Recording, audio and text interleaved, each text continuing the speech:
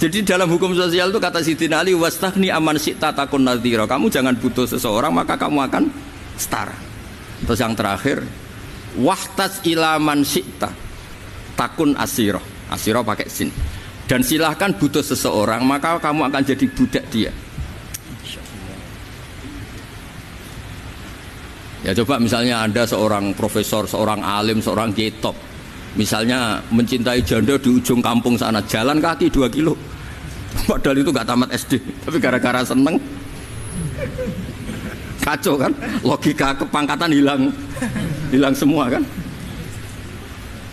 Jadi itu hukum peradaban. Itu mewakili isi-isi sosial yang diterangkan Quran. Ya, jadi paketnya 3 tadi ya. Ahsin man syi'ta takun amirah. Kamu berbuat baik sama seseorang maka kamu bisa memimpin. Wastaghni amman syi'ta takun nadhira. Kamu jangan butuh seseorang maka kamu akan setara. Mbok kamu ketemu orang terkaya di dunia. Ya ketemu orang terkaya di dunia, kamu jejer, kamu tidak butuh dia. Tenang kan bisa setara kan? Tapi kalau butuh harus sopan, ngajukan proposal, harus berakhlak karimah.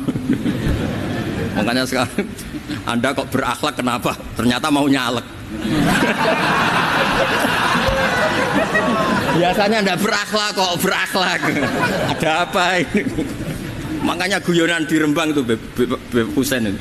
Kalau ada orang udah tidak sopan sama temannya, temannya curiga, kok tumben sopan, mau utang ya?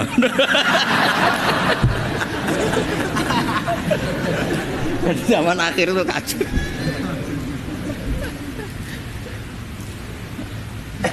Ya di semua daerah gitu ya sama Pak Rektor ya. Kalau ada teman biasanya nggak sopan kok sopan, itu temannya curiga. Ini Pak Rektor UI ikut kaji. Kok tumben sopan, ada apa ya?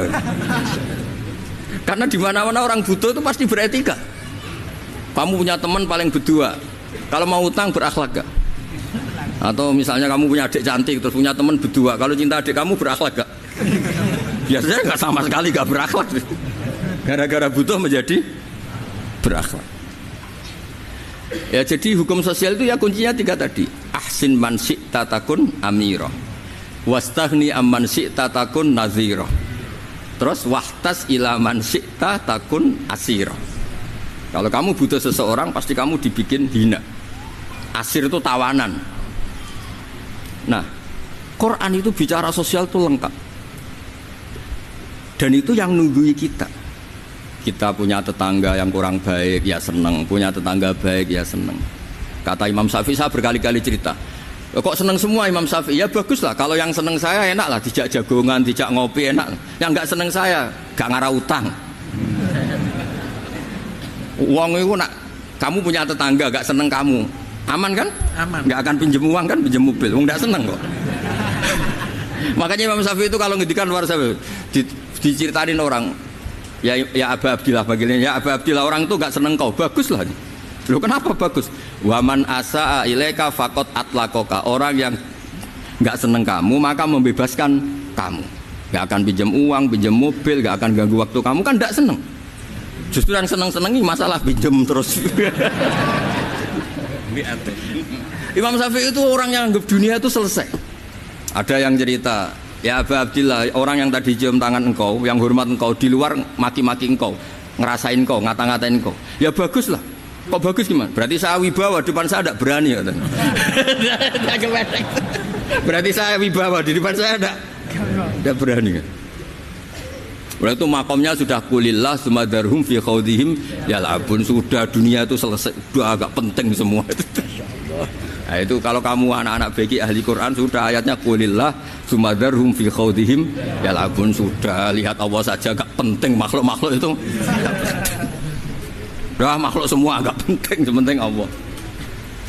Nah kita ini ditunggoni mukjizat seperti itu. Bayangkan misalnya kita ditunggoni tongkatnya Nabi Musa.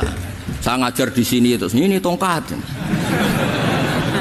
Terus nanti yang tanya, Gus itu kayu apa Gus? Nanti yang kolektor tanya itu harganya berapa Gus? Ruwet apa? Terus yang ahli suudon itu asli gak Gus? Wah.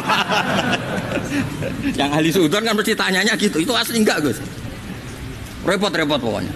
Tapi kalau Quran kan jelas, kenapa?